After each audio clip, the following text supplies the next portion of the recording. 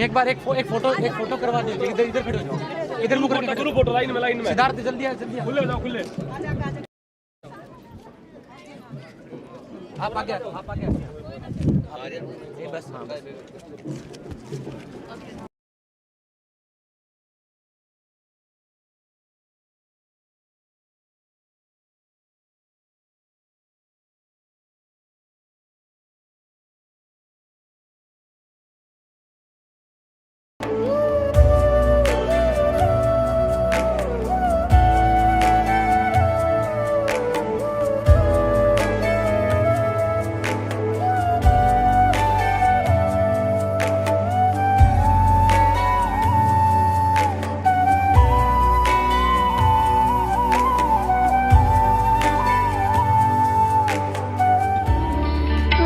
परमात्मा को पाने तथा उसका वास्तविक लाभ प्राप्त करने के लिए पवित्र बाइबल में प्रमाण है कि प्रभु ने मनुष्य को अपना ही स्वरूप बनाया।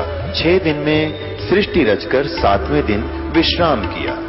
कुरान शरीफ में प्रमाण है कि हजरत मोहम्मद को खुदा स्वयं कह रहे हैं कि मैंने तुम्हें उस परमात्मा की महिमा बताने के लिए भेजा है। वो परमात्मा कबीर है जिसने 6 दिन में सृष्टि रची तथा 7वें दिन तख्त पर जा विराजा। उसकी खबर किसी बाखबर से पूछकर तो देखो। कृपया अवश्य सुनिए जगत गुरु तत्वदर्शी संत रामपाल जी महाराज के अमृत वचन। पुण्यात्माओं, यदि श्री कृष्ण जी बोल रहे होते गीता तो ये शब्द नहीं कहते कि ये मेरा विराट रूप पहले किसी ने नहीं देखा, क्योंकि श्री कृष्ण जी तो अपना विराट रूप कौरवों की सभा में दिखा चुके थे। उस विराट में दिन रात का अंतर है। पुण्यात्माओं, एक तो 60 वाट का बल्ब हो, ट्यूब हो, और एक हो 1000 वाट की, तो कितना अंतर है। ट्यूब दोनों है, लेकिन वो 1000 वाट वाली 60 वाट वाली से भिन्न होती है।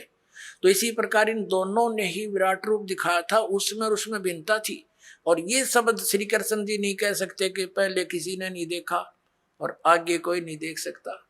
तो इससे सिद्ध है गीता ज्ञानदाता श्री कृष्ण नहीं उसके अंदर प्रवेश करके काल बोल रहा। वो 1000 भुजा का भगवान है, 1000 कला का है, सहस्रा बाहु। अब 11वें अध्याय के 21वें श्लोक में अर्जुन कहता है कि हे सहस्रा बाहु, हे 1000 भुजा वाले भगवान, अपने उसी चतुर्भुज रूप में आ जाओ। क्योंकि वो श्री कृष्ण मान रहा था उसको, और श्री कृष्ण इज विष्णु, विष्णु जी जो है ये 4 भुजा के भगवान है। अब इस दास की नजरों से आपको पता चलेगा कि श्रीमद् भगवद गीता का ज्ञान किसने बोला। और दूसरा और अन्य प्रमाण एक ये है कि श्री कृष्ण तो अर्जुन के साले थे। श्री कृष्ण की बहन अर्जुन को ब्याही थी सुभद्रा जी। अपने साले को पहचानने से भूल गया वो। श्री कृष्ण नहीं था वो। श्री कृष्ण से बाहर निकल कर वो काल देख रहा था, ऐसे भयंकर रूप दिखाया, और श्री कृष्ण अलग खड़े हैं, ओझल हो गए उसके प्रकाश में, तेज में। तब अर्जुन पूछता है, हे महानुभाव आप कौन हो, मैं आपको नहीं पहचानता। तो क्या श्री कृष्ण थे वह? और भी ढेर सारे प्रमाण हैं कि श्री कृष्ण जी ने गीता का ज्ञान नहीं कहा। श्री कृष्ण जी ने पहले कभी काल नहीं कहा अपने आप को, बाद में कभी काल नहीं कहा। श्री कृष्ण जी के पास तो ये जितनी गौवें थी, ग्वाल बाल थे, गोपियां थी, सब आकर के प्यार पाते थे, उसकी तरफ देखते रहते थे, निहारते रहते थे। क्या वो काल हो सकते हैं? तो पुण्यात्माओं, श्रीमद् भगवद गीता का ज्ञान इस सर्वपुरुष ब्रह्म ने दिया, जो ब्रह्मा विष्णु महेश का पिता है। और इसी को हमारे धर्मगुरु, इसी को परम ब्रह्म बोलते हैं, इस काल को, कि ये मूर्ति रहित है, ये आकार में आया तो सदाशिव बन गया, ब्रह्मा जी बताते हैं। और फिर इसने अपने शरीर से एक स्त्री की निकाली अपने शरीर से, जो इसके श्री अंग से अलग होने वाली नहीं थी। वो कौन थी? वो दुर्गा थी।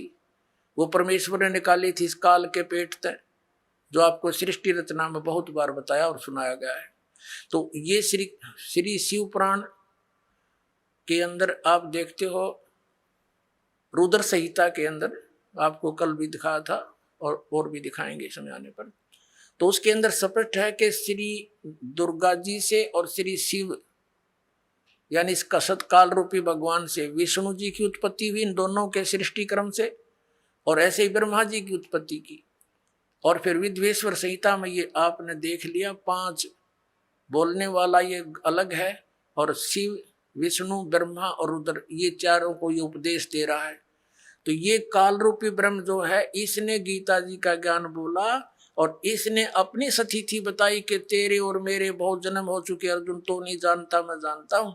और इसलिए परम अक्षर ब्रह्म की तरफ 18वें अध्याय के 62वें श्लोक में इसने कहा है, यदि तूने पूर्ण मोक्ष चाहिए, परम शांति की अवस्था चाहिए, तो उस परम अक्षर ब्रह्म की शरण में जा, उसकी कृपा से ही तू परम शांति को और सनातन परम धाम को प्राप्त होगा।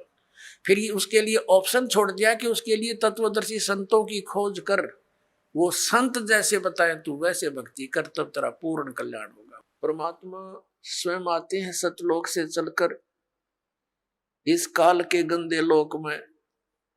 प्रत्येक प्राणी भ्रमित किया हुआ होता है काल के दूतों द्वारा। यथार्थ ज्ञान से कोसों दूर रखा जाता है ताकि ये अपने कर्म बिगाड़ ले और मनुष्य जीवन को व्यर्थ करके ये चला जाए। फिर 84 लाख योनियों के कोलों में डाल दिया जाता है। पुण्यात्माओं, जब तक हमें ज्ञान नहीं था, हमने सत्संग सुनने को मिला नहीं था, तो हम अपने उस परंपरागत कर्म को जो हमारे दादे परदादे करते हुए आ रहे थे, उसी को अंतिम मानकर समर्पित हो चुके थे। लेकिन भगवान की कसक अवश्य रह रहकर आत्मा में उठा करती थी कि भक्ति भगवान की करनी चाहिए। फिर ये लोक वेद सुनने को मिला हुआ था। तो उसी आधार से कोई कभी हनुमान जी की पूजा करते, कभी श्री कृष्ण जी के गुणगान करते, कभी विष्णु जी की महिमा सुनते, कभी रामायण महाभारत सुनकर अपनी संतुष्टि कर लिया करते थे। परमात्मा ने आकर के ये ज्ञान दिया कि मनुष्य जीवन परमात्मा प्राप्ति के लिए ही प्राप्त होता है। मनुष्य जीवन पाकर के जो भक्ति नहीं करते, वो तो वैसे ही कर्म कर रहे हैं जैसे अन्य प्राणी किया करते हैं। संतानों उत्पत्ति, उन्हीं की देख रेख और सब उसके पालन पोषण में, और उन्हीं के फिर आगे संतान की कामना करते हुए हम अपना जीवन नष्ट कर जाते थे। क्योंकि मनुष्य जीवन का एक मुख्य कार्य परमात्मा की भक्ति, आत्म कल्याण ही मूल रूप से है, और इसका हमें ज्ञान नहीं था, जिस कारण से हम जो कुछ होना था हमारे भाग्य में, उसी को ये सोच रहे थे कि हम कर रहे हैं। जैसे हम छोटे से थे तब ये बुजुर्ग आपस में बैठ कर बातें किया करते थे। एक कहता था कि मेरे 2 लड़के 2 लड़की हैं, और सबको ब्याह दिया, शादी कर दी, और भगवान ने दया कर दी, सबके संतान है, और पुत्र पुत्रियां सबके भगवान ने दे रखी है। मेरा काम पूरा हुआ। अब बेशक भगवान उठा ले, यानी बेशक मृत्यु हो जाए, मेरा काम पूरा हो गया। अब हम उसी बात को फाइनल मान बैठे थे कि इतना ही काम होता है मनुष्य का। पुण्यात्मा परमात्मा के ज्ञान की रोशनी से पता चला कि ये काम जो मनुष्य जीवन से करना था, वो तो स्टार्ट भी ना किया आपने, ये तो जीवन नष्ट कर दिया, सफल नहीं हुआ आपका। जैसे कोई ये कहता है कि मैंने ये कर दिया, मैंने ये कर दिया, मैं ये कर दूंगा, ये जीव की भारी भूल है। जैसे विवाह के उपरांत प्रत्येक प्राणी की इच्छा होती है कि हमारे पुत्र प्राप्ति हो, पुण्यात्मा वैसे तो अध्यात्म मार्ग के अंदर पुत्र और पुत्री में जरा सा भी अंतर आपके हृदय में नहीं रहेगा जब ज्ञान समझ में आ जाएगा। और वैसे परमात्मा कुछ भी हमारे संस्कार में पुत्र है पुत्र ठीक, पुत्री है पुत्री ठीक, लेकिन जो राम नाम पर लगे हैं तो वो हमारे लिए हमारे पुत्र हैं, अन्यथा वो काल के दूतर हैं। अब परमात्मा ने क्या बताया कि जैसे मान लीजिए आप कोई यूं कहे कि मेरा काम पूरा हो गया, मैंने ऐसा कर दिया, बच्चे ब्याह दिए, कोठी बना दी और ऐसा वैसा कर दिया, ये भूल है प्राणी की। जैसे विवाह के उपरांत प्रत्येक प्राणी की इस लोक वेद के आधार से, दंत कथाओं के आधार से इच्छा होती है कि भगवान पुत्र दे, और बेटी हो जाती है, जन्म बेटी का हो जाता। फिर पूरे परिवार की आस्था रहती है भगवान अगला तो पुत्र दे, और वो भी बेटी होगी। तीसरी आस करी पुत्र की, वो भी बेटी होगी, चौथी भी बेटी, पांचवी भी पुत्री होगी। तो क्या आपका चाहा हुआ, क्या आपका किया हुआ वही हुआ जो आपके भाग्य में लिखा हुआ था। तो पुण्यात्माओं समझदार को संकेत ही काफी होता है। अब हमने जो करना चाहिए था वो सत्संग से ज्ञान हुआ। वो क्या ज्ञान हुआ? परमात्मा ने आके बताया कि जब तक ये प्राणी सुखी है, इस झूठे सुख को प्राप्त है, तब तक तो ये समझता है कि मैं बिल्कुल ठीक ठाक हूं। क्योंकि जब तक प्राणी के पूर्व जन्म के पुण्य शुभ संस्कार चलते हैं, तब तक वो कितने खोटे काम करो, उसके प्रारब्ध में लिखा हुआ पिछले जन्म का उसको पुण्य मिलता ही रहेगा। पुत्र भी होंगे, पुत्री भी होंगी, और वो संतान भी नेक हो सकती है। लेकिन आगे भक्ति ना करने से, जैसे बैटरी चार्ज होती है और वो बैटरी चार्ज है तो वो सारे काम कर रही है, पंखा भी चल रहा है, ट्यूब भी जग रही है, लेकिन चार्जर ना लगाने से उसकी अक्षमता समाप्त हो जाएगी, वो डाउन होगी, और फिर उसके बाद सब सुविधाएं समाप्त हो जाएंगी। तो इसी प्रकार पूर्व जन्म के संस्कारी प्राणी पिछले जन्म जन्मांतरों के शुभ संस्कार किए हुए उनके साथ हैं। वो चाहे कुछ भी भक्ति ना करो, सारा दिन गुट्टी लाओ, ताश खेलो, चाहे कितना सफल अपने आप को समझता है, चाहे मंत्री बना, चाहे प्रधानमंत्री बना हुआ है, वो उसके पूर्व जन्म की बैटरी चार्ज है। और जिसमें वो डाउन होएगी उसमें देखना क्या हाल होगा। तो हमें अब पता चल गया इस बात का, हमने पहले से चार्जर लगा दिया अपना, भगवान की दया होगी चार्जर मिल गया ठीक ठाक हमें, तो हमारे ऊपर ये आपदाएं नहीं आवेंगी। नहीं तो फिर भगवान की भक्ति की आवश्यकता ही नहीं। यदि कोई आपदा आई भी तो परमात्मा ऐसी मदद करेगा, दुनिया देखती रह जाएगी। इसलिए परमात्मा की खोज में ये प्राणी बहुत युगों से लगा हुआ, और अब वो साधना, वो भगवान हमें मिल गया जो हमारी प्रोटेक्शन करता है, हमें जो बचाव करता है और मोक्ष देता है।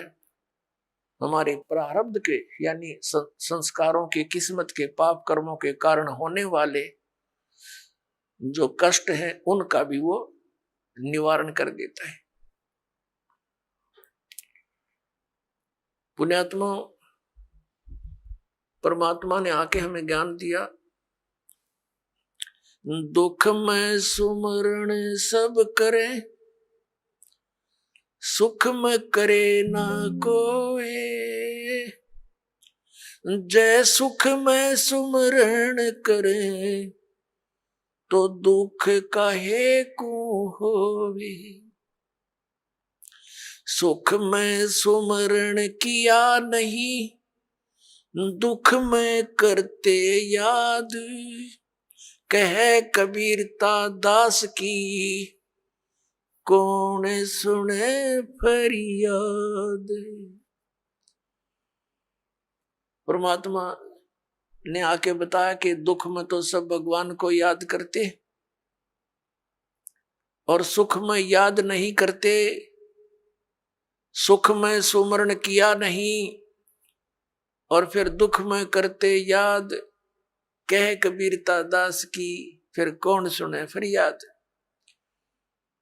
तो पुण्यात्माओं, जो व्यक्ति आज अपने आप को इस झूठे सुख में सुखी मानता है और वो इन आपदाओं के आने से पहले ही परमात्मा के चरणों में लग जाता है, भक्ति करता है, तो उसके ऊपर आने वाले कष्ट, कर्म के कष्ट नहीं आएंगे। और जो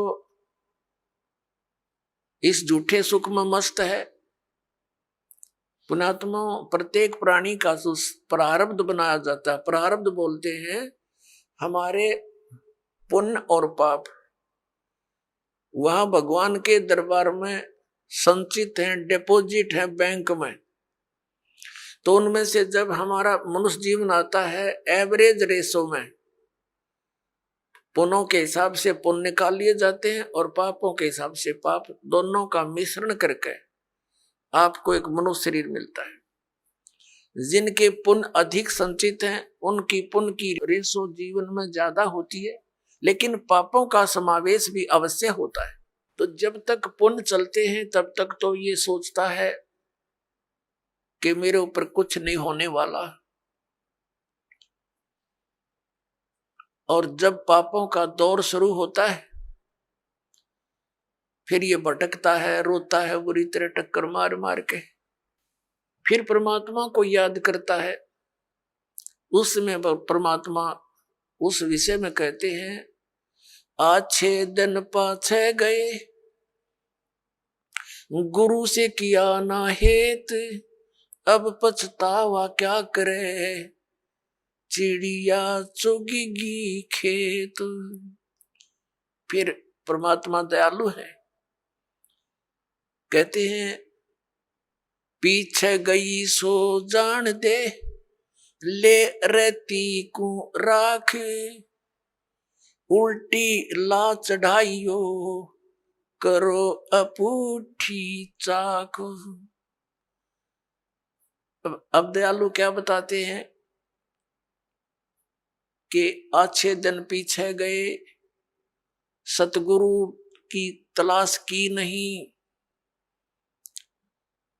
और अब क्या पछतावा करे, समय रहते अपने खेत की रखवाल करी नहीं, खेत को चिड़ियों ने खा लिया।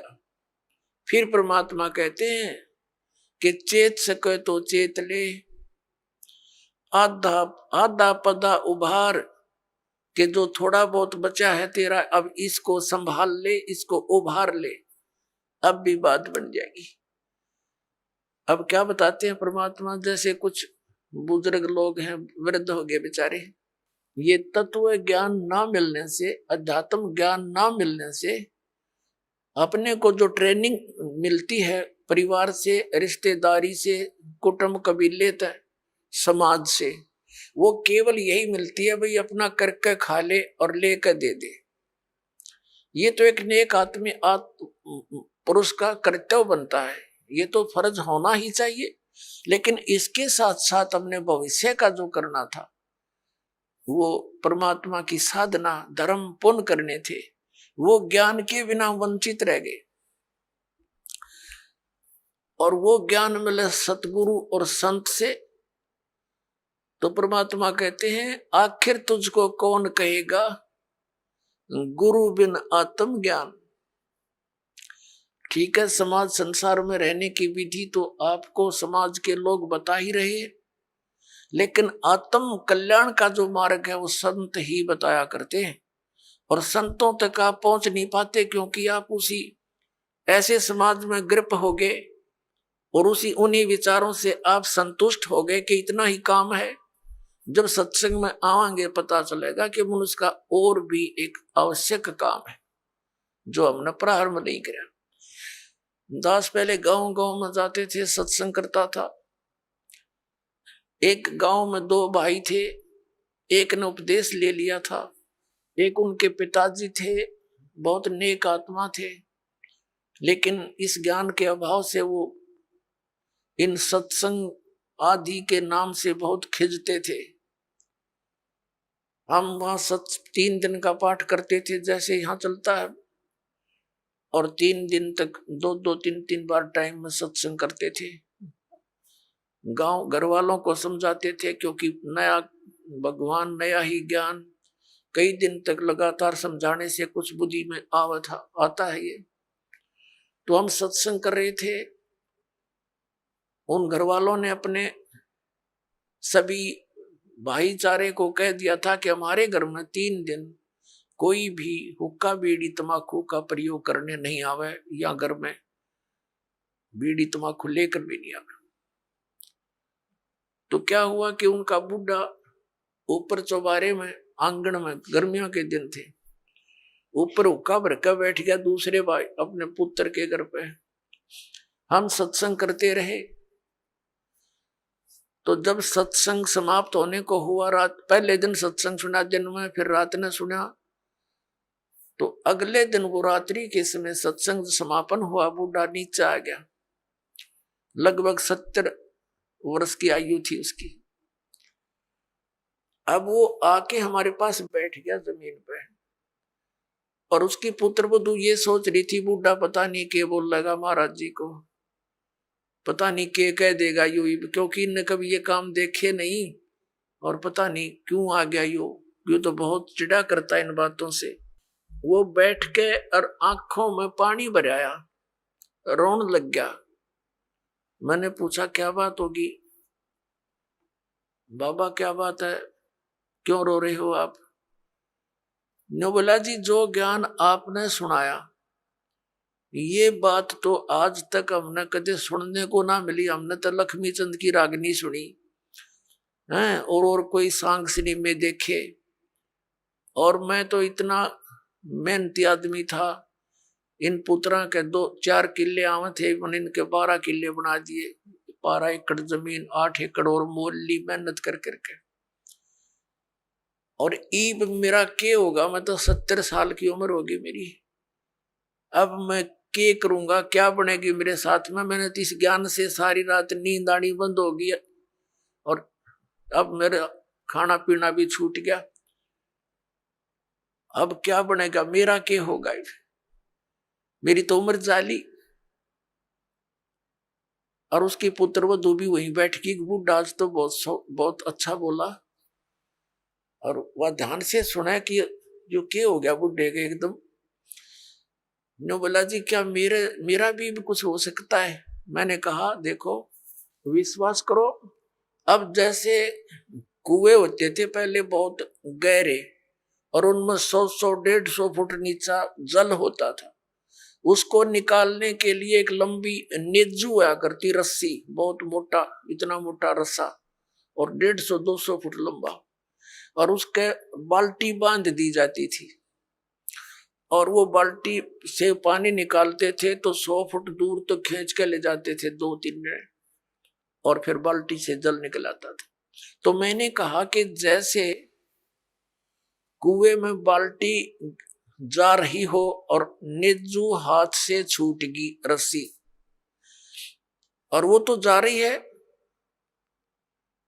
और भाग दौड़ के और उसको पकड़ने की चेष्टा कर ली यार, वो हाथ में आ जा लास्ट की 6 इंच भी ठहगी, लास्ट की गिरते गिरते अगर 6 इंच भी बची हो और हाथ में पकड़ी जावे तो क्या हो, वह रस्सी बाल्टी भी बाहर आ जा और पानी भी साथ आवे, जल भी भरा होगा और बाल्टी भी मिल गई, कुछ भी ना गया। अरनू का जान देव तो जाए ली, तो वो तो जा ही रही है, फिर तो पड़ गए कुएं में, हाथ से छूट गया मनुष्य जीवन। मनुष्य जीवन के अंतिम सांस में भी ये सत भक्ति आपको मिलेगी, आपको मनुष्य जीवन मिलेगा, ये गारंटीड बात है।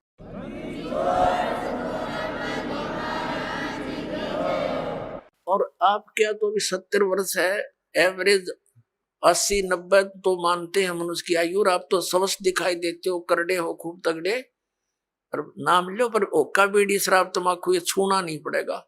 और आन उपासना कुछ नहीं करोगे। ये बाबे गांव गुम में जितने डेरे डेरे बन रहे हैं, या अन्य जो समाध पूजा तीर्थ व्रत, ये नहीं करने होंगे। ने बोला जी मैं तो कुछ नहीं करूं, मेरा पीछा छूटे क्यों करे, और कर करा लिया हमने, सारियों में डले डोलिए, मुझे दीक्षा दे दो। उसकी पुत्र वधू कहने लगी दादा ओके बहुत पीवा है तू, नाम लेकर हुक्का नहीं पीना। न बोला तो देखिए तक में मन तो पता ही ना था इस बात का, आग लग गई सोके गए। फूकना मैंने मेरा गधा बनूंगा, कुत्ता बनू, बिरान मट्टी होगी। और संता के वचन है ये झूठे नहीं हुआ करते बेटी। तो पुण्यात्मा देख कर भाग जाएंगे बुढ़ापे में। नाम ले लिया उस भक्त ने और 10-15 वर्ष जिया, आराम से अपना मृत्यु को प्राप्त हुआ और मोक्ष हो गया। कहते हैं जीना तो थोड़ा ही भला, जस सत सुमरण हो और लाख वर्ष का जीवना लेखा धरे नहीं कोई। अपने आत्मा जैसे बालक भक्ति पर लगता है, बहुत अच्छी बात है, लेकिन इस ज्ञान से परिचित बूढ़ा तो सिर धड़कीबाजी ला देगा। न पता है उसने तो रोज पता है ना मेरा कल टिकट कट जाए, तो स्लोप में लिया जीवन कतीनो डलान में है। लास्ट दिन के रहे जा 60 साल पाचे तो उल्टी गिनती शुरू हो जाए, ध्यान रखनी चाहिए बुढ़ा ने। और डट के करे भक्ति अपना पीछा छुटवावे। और ईबत ही न्यू बड़े रहे। जैसे एक कवि का एक शब्द है, बिना ज्ञान के ऐसे दुखी होते हैं। एर नर धोखे धोखे लुट गया आगी अंत घड़ी रे, आगी अंत घड़ी। एर नर धोखे धोखे लुट गया आगी अंत घड़ी रे, आगी अंत घड़ी। तो फिर क्या कहता है, पोता ब्यालो या मन में रही और एली करवा दो खड़ी। टिकट कटन हो रही है और ये आस्था लाए बैठा है कि भगवान एक पोता और ब्याह जा, फिर बेशक मर जाऊं। और फिर नो कहे एक छोरे किया, एक और मकान बन जा, बस फिर क्या करने, बेशक मर जाऊं। बता, इस प्रकार की आस्थाएं अज्ञानता से वृद्धावस्था में ये ज्यादा बढ़ जाती है। और जब ज्ञान हो जाएगा तब अपना माला लेके और बैठ जा कुण में, ना ताश खेले, ना होके पाड़े, ना गप्पे मारे, दिन रात एक करके अपना भक्ति करा के पीछा छुड़वा। तो इस प्रकार पुण्यात्मा परमात्मा कहते हैं पाछे गई सो जान दे और ले रहे तीन राख, उल्टी ला चढ़ाइयो करो अपुटी चाक। अगम निगम को खोज ले बुद्धि विवेक विचार, उदय अस्त का राज मिले तो बिन नाम बेगार। अब क्या कहते हैं परमात्मा, क्या कहते हैं परमात्मा के याद दिलाना चाहते हैं कि जरा सा कुछ विवेक से काम ले ए प्राणी। अगम निगम को खोज ले और बुद्धि विवेक विचार, उदय अस्त का राज मिले तो बिन नाम बेगार। बेगार क्या होती थी, हम छोटे थे उस समय ये 3 व्हीलर चले थे पेट्रोल के, जिसने ये गणेश बोले हैं।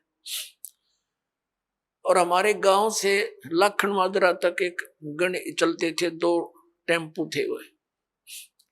उनमें से एक दिन नहीं आया तो अगले दिन उससे पूछा उसके साथी ने कि कल कहाँ चला गया था। उसने बताया मैं कल बेगार में फंस गया था। बेगार क्या होती थी, पहले इन पुलिस वालों के पास गाड़ी गुड़ी तो होती नहीं थी और किसी को पकड़ लेते थे, ऐसे को भाड़ा करने वाले को कहीं रेड लगानी होती, कोई चोर उचक्का पकड़ना होता तो उसने पकड़ ले जाते। सारा दिन उसकी रेल बनाए रखते, वो तेल भी अपने दोहरे डालता और सारा दिन इधर चल उधर चल।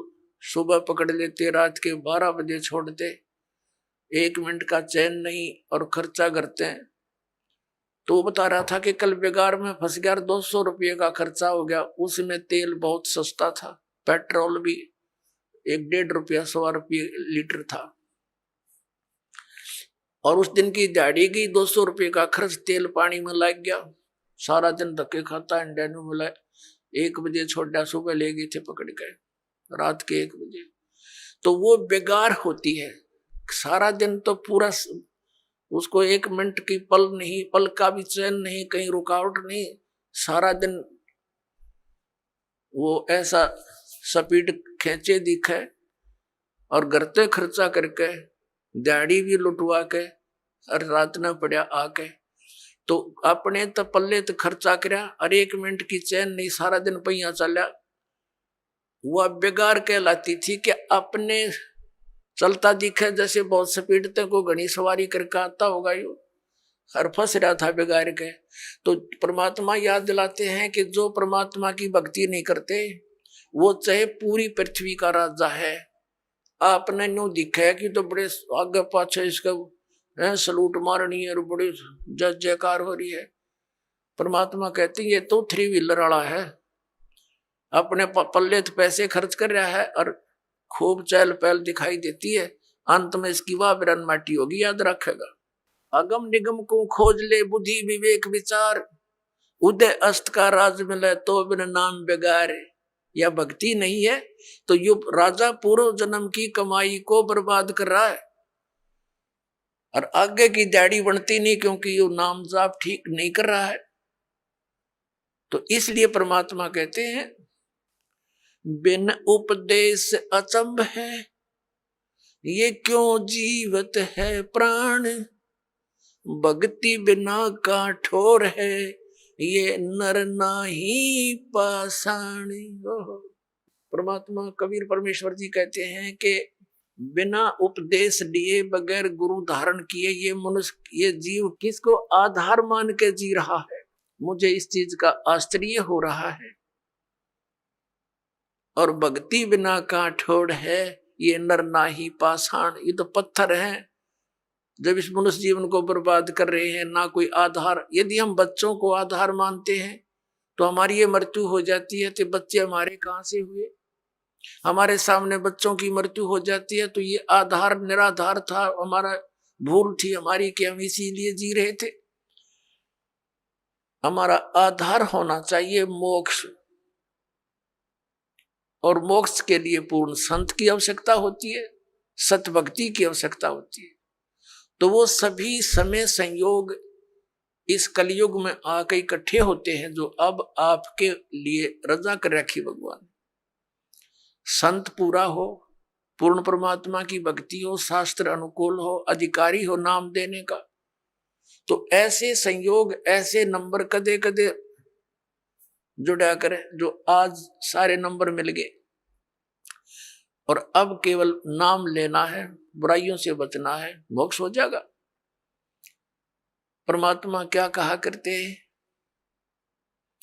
यो सौदा फिर नाही संतो, यो सौदा फिर नाही, यो सौदा फिर नाही रे संतो, ये सौदा फिर नाही। लोहे जैसा ताव जात है, लोहे जैसा ताव जात है, ये काया दे सराही रे संतो, यो सौदा फिर नाही। ये सौदा फिर नाही संतो, यो सौदा फिर नाही। ये मनुष्य जीवन का मिलना बार बार नहीं होता। किसी सदग्रंथ को उठाकर देख लो, किसी महापुरुष के विचार देख लो कि मानुष जीवन दुर्लभ है, ये मिले न बारंबार, और जैसे तरवर से पत्ता टूट जाए वो फिर नहीं लगता डार। परमात्मा कहते हैं कबीर साहब जी के इड़की दे दे रोएगी सुरता जो तू चलेगी अकेली। जिस परिवार के लिए तू सारा दिन केवल इस पशु जैसे कर्म में ही लीन रहता है, और जब तेरी मृत्यु होने का समय आ जाएगा, अचानक बीमारी भयंकर हो जाती है लाइलाज, फिर वो सोचता है कि अब मेरा क्या होनेगा भगवान, मेरे बच्चे रह गए, इनका क्या होगा। परमात्मा कहते हैं तू भक्ति कर, मेरी शरण में आ, तेरी आयु भी बढ़ाऊंगा, तेरे बच्चों की भी रक्षा करूंगा। इसलिए भगवान की खोज हम कर रहे थे, भक्ति कर रहे थे, कि हमारा ऐसा बुरे टाइम में भगवान मदद किया करता है। तो परमात्मा कहते हैं तू मेरी शरण में आर, फिर लग ढंग से। मानुष जन्म दुर्लभ है, ये मिले न बारंबार। कहते हिड़की दे दे रोएगी सुरता, आत्मा को कह रहे हैं जब तू चल लेगी अकेली। जिस परिवार को अपना मान रहा था वो तो यहीं रह गया, तेरी बांह पकड़ के ले जाएंगे यम के दूत। फिर ने कहा पछाड़ खा खा रोएगी तू आत्मा, क्योंकि तेरा कोई संभालने वाला होगा नहीं, तेरा भगवान परमात्मा साथ दे नहीं, क्योंकि आपने उसकी साधना की नहीं विधिवत। और यदि आपने सत भक्ति कर रखी है और आपका यहाँ से जाना भी तो है ही सभी ने, लेकिन मालिक आपके साथ खड़ा पाओगा जब कहेगा बेटा मेरे साथ। और यम के दूत दूर हो जाएंगे, एक दूर कति 100 कोस दूर खड़े पाओगे। तो हमने उस दिन की भी अब थोड़ी सी चिंता करनी चाहिए जब संसार छोड़ कर चलेंगे। इंसान घर से चलता है और जाने से पहले वो रात के सटे की चिंता पहले करता है कि कहाँ रुकूंगा, कोई धर्मशाला का या कोई रिश्तेदारी का कनेक्शन खोज करता है। और जब संसार छोड़कर जाता है ये कभी सोचता है नहीं अब कहाँ जाऊंगा, आगे कहाँ ठिकाना है मेरा। कबीर परमेश्वर जी ने आके बताया है, आदरणीय गरीबदास साहिब जी को मिले, उनको सचखंड लेकर गए, वापस छोड़े, फिर उनकी महिमा को गरीबदास साहिब जी ने उन्हीं द्वारा दिए गए ज्ञान को इस प्रकार बताया है। आगे गए ना बावड़े रहते भी सब जाही, बिन साहेब की बंदगी कहीं ठोड़ ठिकाना नहीं। जो पहले चले गए हमारे पुरुष वो तो बताने आए नहीं हमारी गिल के बुंडी बनी या अच्छी बनी, और शेष बच्चे ये भी सब जाएंगे। और बिन साहेब की बंदगी यानी परमात्मा की भक्ति बिना कहीं ठोर ठिकाना ना। अब परमात्मा कौन है? गीता जी अध्याय नंबर 15 के श्लोक नंबर 16 और 17 में 3 पुरुष बताए, सरपुरुष और अक्षर पुरुष। सरपुरुष ये ब्रह्म है, अक्षर पुरुष ये पर ब्रह्म कहलाता है। सरपुरुष केवल 21 ब्रह्मांड का स्वामी है, ये ब्रह्म है, और अक्षर पुरुष 7 संख ब्रह्मांड का मालिक है। गीता जी अध्याय नंबर 15 के श्लोक नंबर 17 में कहा कि उत्तम पुरुष है तू अन्य परमात्मा इति उदाहरते।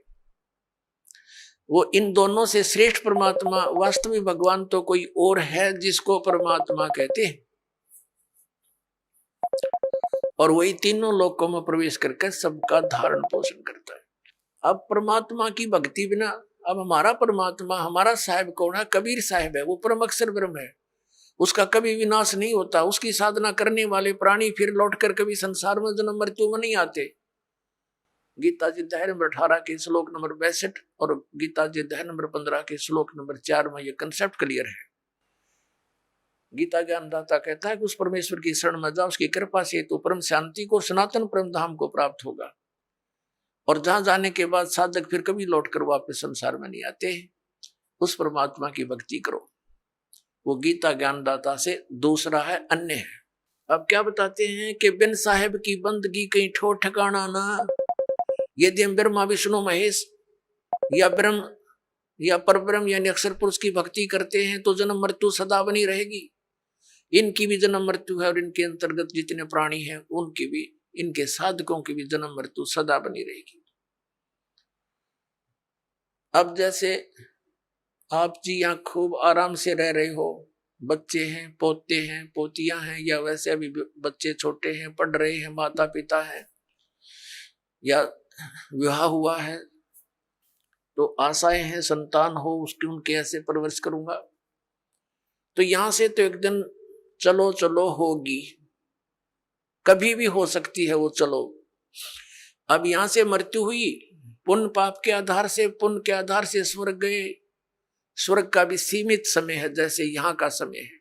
वो समय पूरा होते ही वहां से कहेगा चलो बाई फोर्स। जैसे यहाँ से जबरदस्ती मृत्यु होती, वहां भी जबरदस्ती बलात्कार होगा आपके साथ, जबरदस्ती बाई फोर्स। फिर नरक में ठोक दिए जाएंगे पाप कर्मों के आधार से। जब पाप कर्म पूरे होते वहां से चलो नरक से गधा बनो, गधे की योनि पूरा होते ही समय फिर कुत्ता बनो चलो, और कुत्ता की समय पूरा होगा फिर चलो सूअर बनो, और फिर चलो मनुष्य बनो, और फिर चलो स्वर्ग में, फिर चलो नरक में। तो यहाँ परमात्मा कहते हैं आगे गई ना बावड़े और रहते भी सब जा, और बिन साहिब की बंदगी की तो ठोर ठिकाना ना, सब चलो चलो हो रही है। तो उस चलो चलो का नाश अब होगा, इस ज्ञान से होगा, कबीर भगवान से होगा और इस सच्चे नाम से होगा जो दास के पास उपलब्ध है।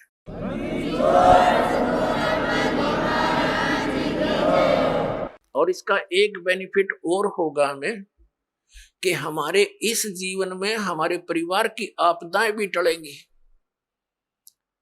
आपकी आयु शेष नहीं है, आपकी आयु बढ़ाएगा ये वो भगवान है जो उम्र भी बढ़ा देता है। आपके बच्चों की, आपके परिवार की रक्षा करेगा, आपके रिश्तेदारी तक भी परमात्मा आपको दुखी ना होने के कारण वो वहां तक भी आपके रक्षा करेगा कि मेरी आत्मा को चोट ना पहुंचे, वहां तक सुख देने की चेष्टा करेगा। ये ऐसा परम पिता है, ये कबीर भगवान है। अब प्रसंग चल रहा है, ये सौदा फिर ना ही संतो यूं सौदा फिर ना ही, लोहे जैसा ताव जात है काया देश राही। तीन लोक और भवन चतुर्दश सब जग सौदे आही, और दुगने तिगने किए चौगने किन्हु मूल गवाही। ओए होए, ये मनुष्य शरीर ऐसा जानो जैसे कारीगर होते हैं। जैसे हम किसान परिवार में जन्म था दास का, घर वाले कह देते थे कि जाओ ये हल की जो फाली है इसको नुकीली बनवा के लानी है, लोहार के ले जा। लोहार के ले जाते थे, वो भट्ठी में दे देता था उसको और एरण को घुमाता था।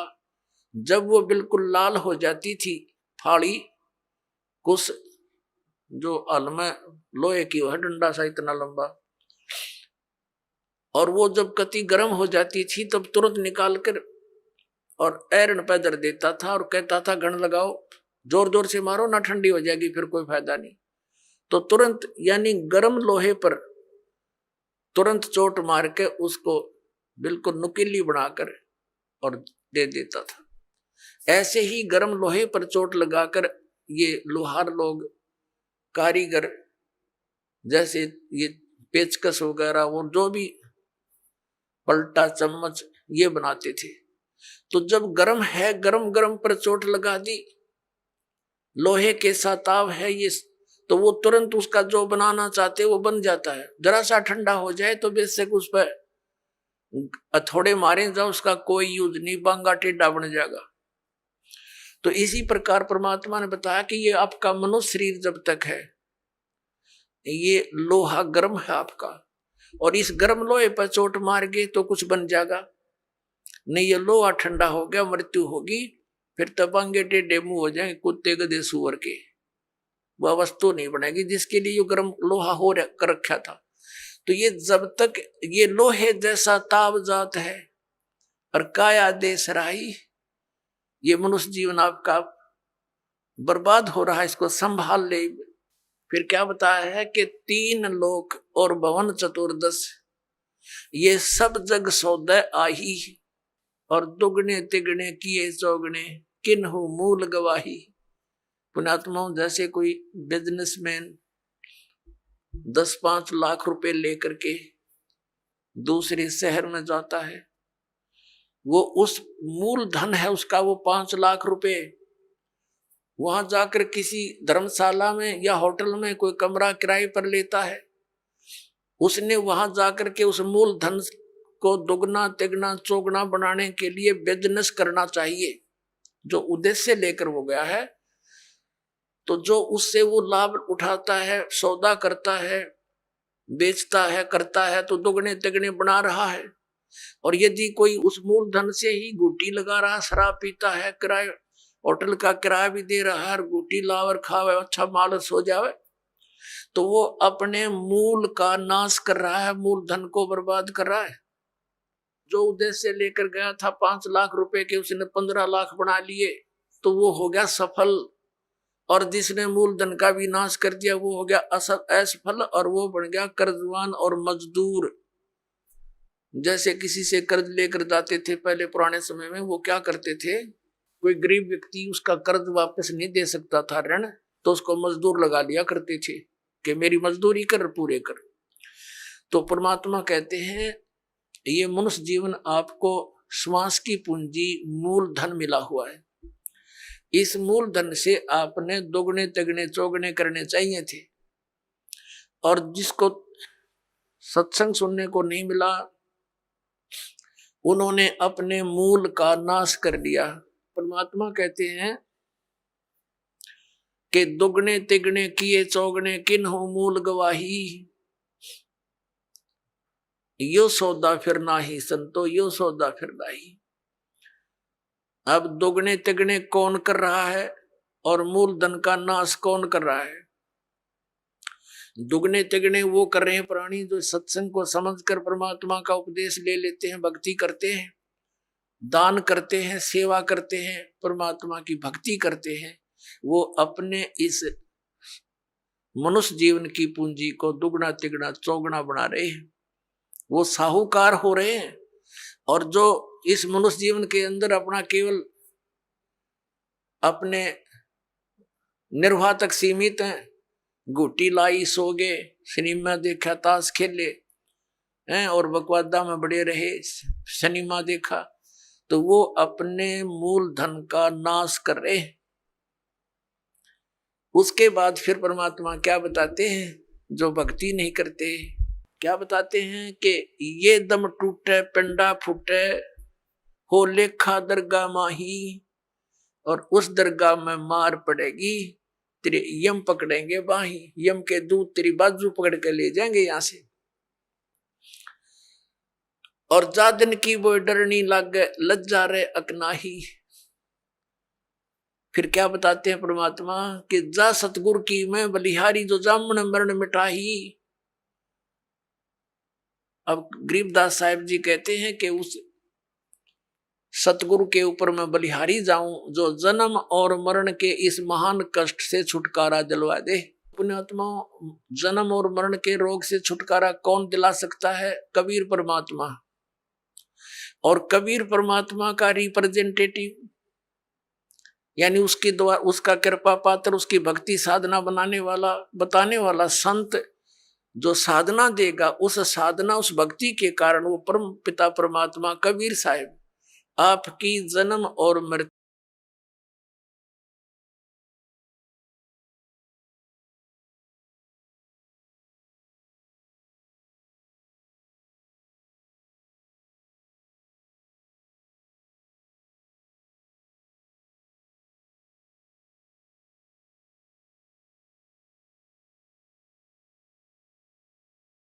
के बोलता है।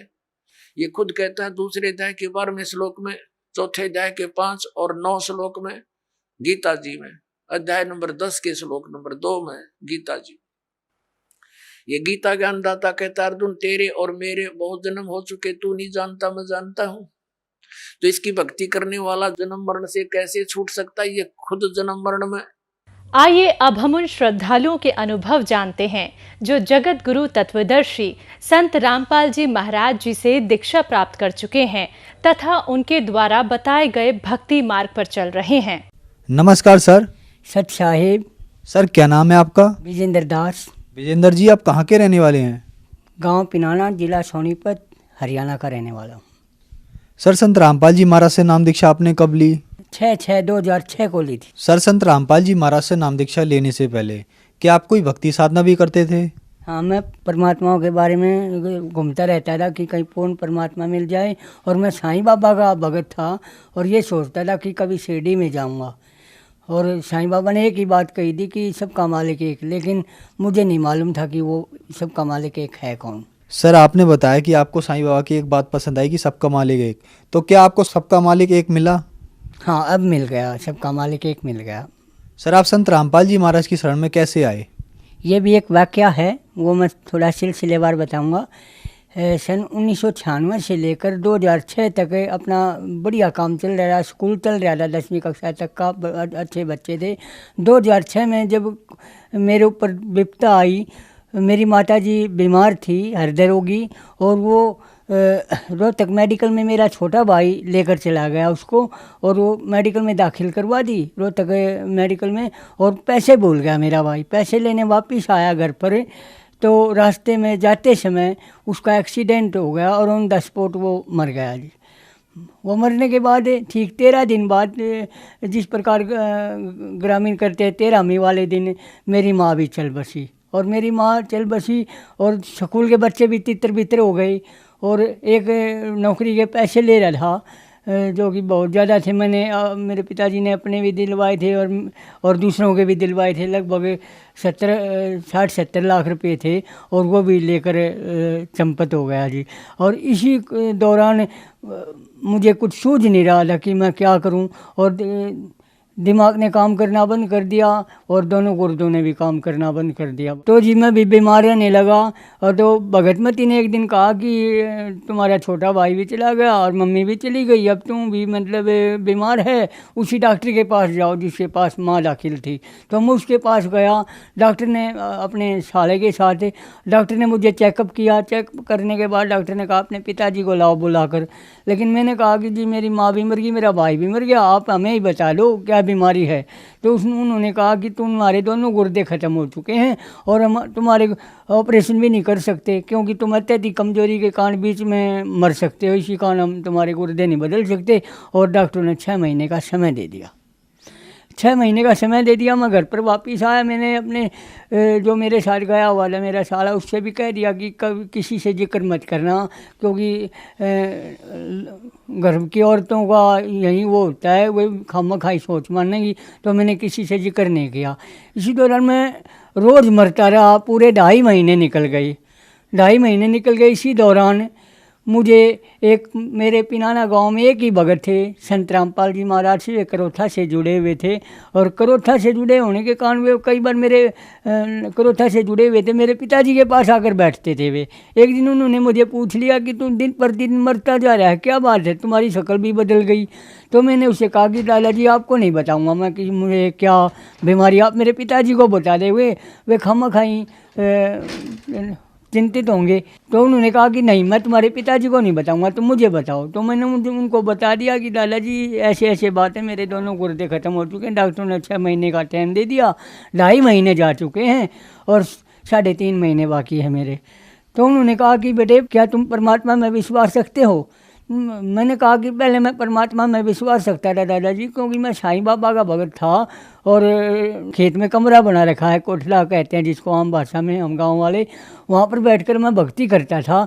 और लेकिन किसी भी भगवान ने मेरा साथ नहीं दिया। मेरी माँ भी मर गई, भाई भी मर गया, मैं नास्तिक हो चुका हूँ, अब मैं किसी भगवान को नहीं मानता। तो उन्होंने मुझे, मेरे दादाजी ने कहा कि भैया एक बार मेरे कहने थे तू करोथा चल। तो मैंने मना कर दिया। तो उन्होंने बार बार जिद की। अगले दिन फिर आया, तीसरे दिन उन्होंने कहा कि मैं तुम्हारा काम कर दूंगा 3 दिन का और तू मेरे साथ चल। तो मैंने कहा कि मैंने भी सोच मानी है, बोला मेरा काम कर देगा, इसका कोई लाभ भी नहीं मेरा काम करने से। तो मैंने उसकी हामी भर ली, चलते हैं दादाजी। तो मैं उसके साथ करोथा चला गया जी। करोथा आश्रम में संत रामपाल जी महाराज का उस दिन सत्संग था 3 दिन का। और 3 दिन का सत्संग के दौरान संत रामपाल जी महाराज ने अपना सत्संग शुरू किया। तो मैंने भी देखा, मगर चलो देखते हैं।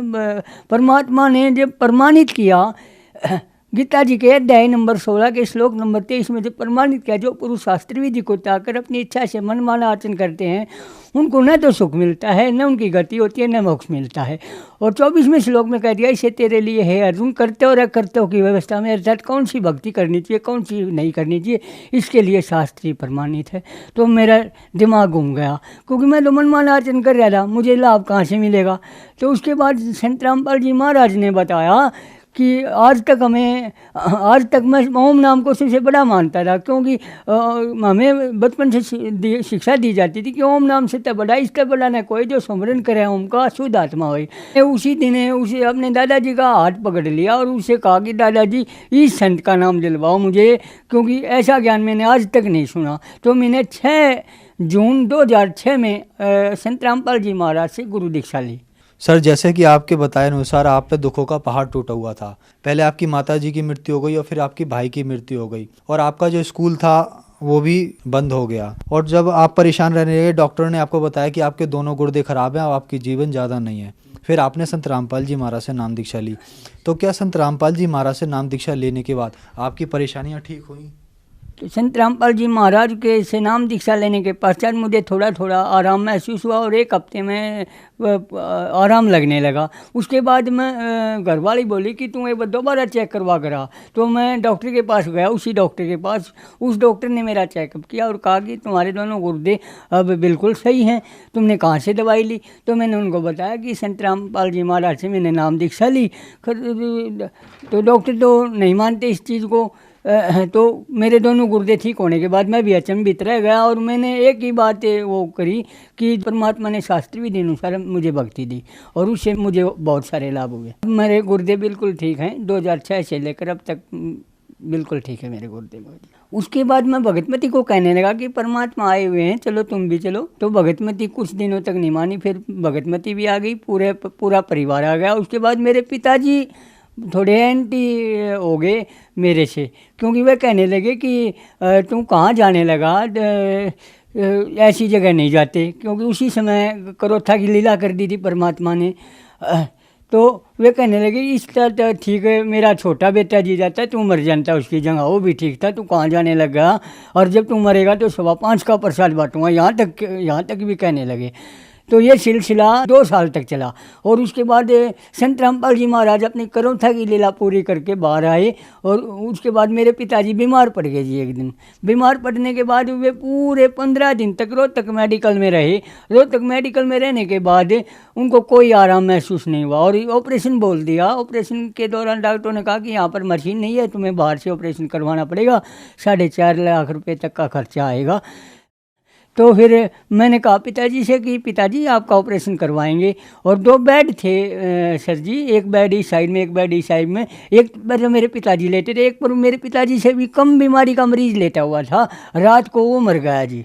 रात को वो मर गया तो मेरे पिताजी सुबह उठे और आँखों में पानी आ गया उसके, और कहने लगे भाई विजेंद्र अब मैं बचूँगा नहीं, तुम मैं तेने बता दूँ किसका लेना देना है। लेकिन मैंने कहा कि पिताजी आपका ऑपरेशन करवाएंगे, भगवान ने सांस दे रखे तो उन्होंने थोड़ा मतलब आपका इलाज हम पूरा करवाएंगे। तो मैं चाय लेने के लिए नीचे आ गया सर जी। जब मैं ऊपर गया तो मेरे पिताजी ने एक ही बात कही थी कि बेटे विजेंद्र एक काम नहीं कर देता हूँ। मैं क्या पिताजी?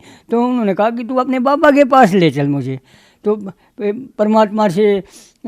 परमात्मा ने बड़ी लीला की और घर पर ले आया मैं उसको, वहाँ से छुट्टी दिलवा कर। और अगले ही दिन बरवाला में सत्संग था 3 दिन का, संत रामपाल जी महाराज के पास ले गया और सत्संग के दौरान पूरा सत्संग सुना 2 दिन। और तीसरे दिन उन्होंने नाम दीक्षा ली और धीरे धीरे उसको आराम लगना शुरू हुआ। और मैंने फिर डॉक्टर से चेकअप करवाया तो वे भी स्वस्थ हो गए और आज तक स्वस्थ हैं। मेरे पिताजी शराब बहुत पीते थे, क्योंकि हफ्ते में 2 दिन तक तो दीवारों का सहारा लेकर घर पर आते थे, क्योंकि कईयों ने शिकायत भी की कि अपने पिताजी को संभालो, ज़्यादा पीते हैं।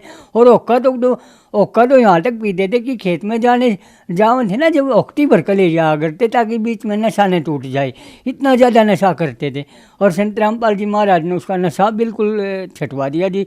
और अब ये ओके की तरफ अदर ओके का धुआं भी उसको मतलब आनी करता है जी। अब परमात्मा ने धीरे धीरे दोबारा लाइन पर गाड़ी चढ़ा दी और अब दाल रोटी ठीक चल रही है इस दास की, और परमात्मा की रजा हो रही है। और लाभ मीना मेरे घर में लड़ाई झगड़ा भी रहता था, लेकिन वो परमात्मा की रजा से वो भी बिल्कुल ठीक हो गया। भूत प्रेतों की समस्या थी, मेरी माता जी और मेरे जो छोटे भाई थे वे भूत प्रेतों के कहानी चले गई। और भूत प्रेतों की समस्या से मुझे निजात संत रामपाल जी महाराज ने दिलवाई, अब कोई समस्या नहीं है। तो जो श्रद्धालु आज आपको देख रहे हैं और वो भी किसी न किसी बीमारी से ग्रस्त है, उनके लिए आप क्या कहना चाहेंगे? उनके लिए ये दास कहना चाहेगा कि आप संत रामपाल जी महाराज से शास्त्र विधि अनुसार संत रामपाल जी महाराज दीक्षा देते हैं, उससे दीक्षा लीजिए और अपना कल्याण करवाइए। क्योंकि बगैर शास्त्र विधि के जो हम भक्ति करते हैं उससे कुछ नहीं हो सकता, न तो बीमारी कट सकती है और न हमारा मोक्ष हो सकता है। शास्त्रों के अनुसार भक्ति कीजिए और संत रामपाल जी महाराज से नाम दीक्षा लेकर और अपना कल्याण करवाइए। सर संत रामपाल जी महाराज से नाम दीक्षा कैसे ली जा सकती है? कई टीवी चैनलों पर सत्संग आते हैं और उनके नीचे एक पट्टी चलती रहती है, उसमें फ़ोन नंबर दिए हुए हैं। आप फ़ोन करके किसी भी नज़दीक नामदान सेंटर से संपर्क करके संत रामपाल जी महाराज से नाम दीक्षा ले सकते हैं। धन्यवाद सर। सच्चाई।